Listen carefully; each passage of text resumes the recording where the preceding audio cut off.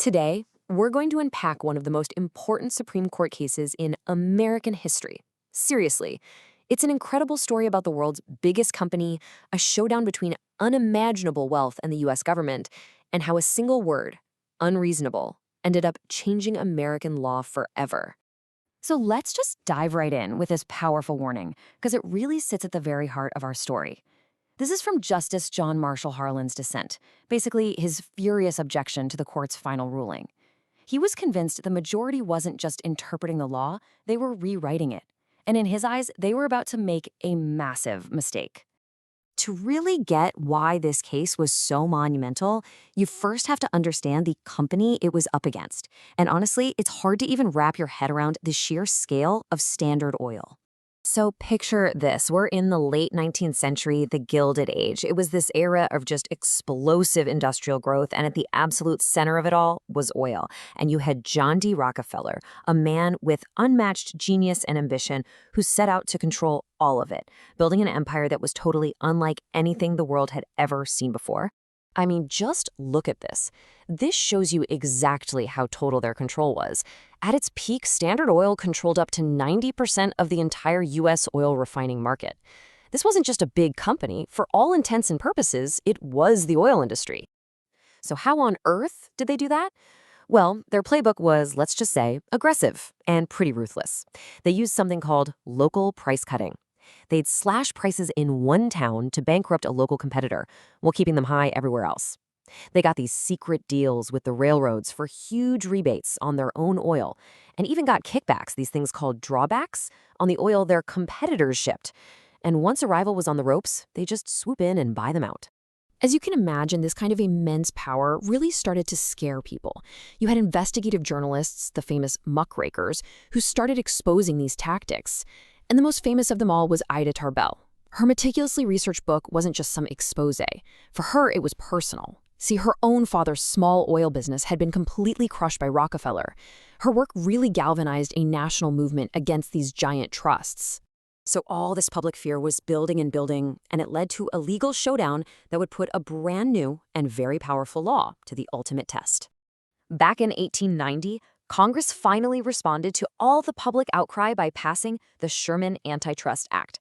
Think of it as a weapon designed specifically to fight monopolies, and its language seemed so broad, so absolute.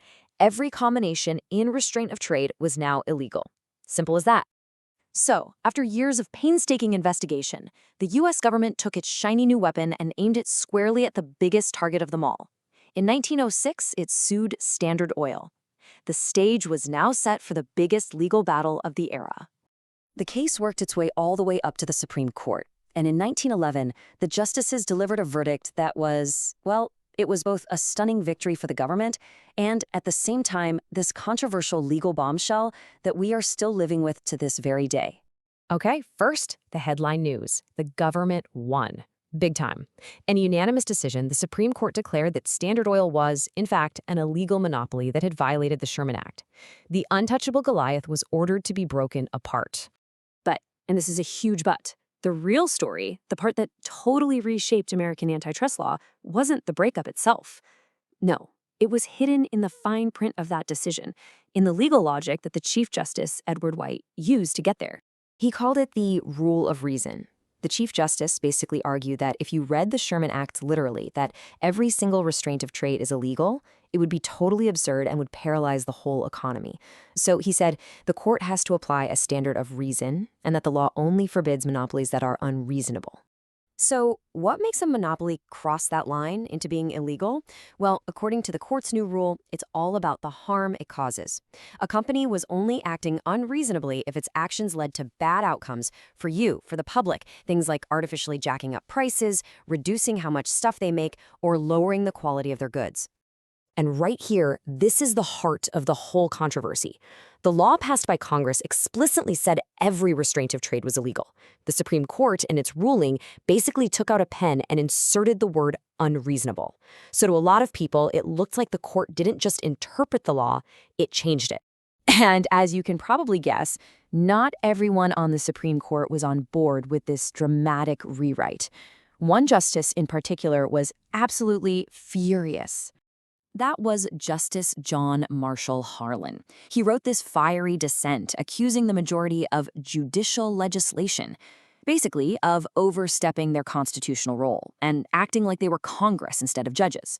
For him, the court's job was simple: apply the law as it was written, not to fix what they thought were Congress's mistakes. His logic was crystal clear. The word every means every. It's not ambiguous. He argued that making up some vague standard of reasonableness would just throw the whole business world into chaos, inviting endless lawsuits over what is or isn't reasonable.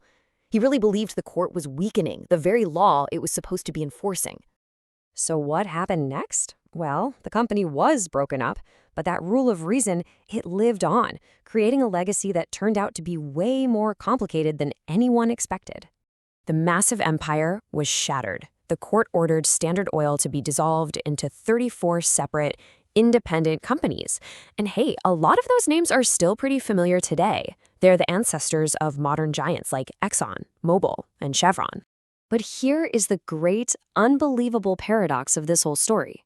While the government won the case, the biggest winner might have been John D. Rockefeller himself. As the largest shareholder, the stock value of all those newly independent companies just soared. The breakup nearly tripled his personal wealth, making him the world's first billionaire, and, by a huge margin, its richest man. And this timeline really shows you the long-term result.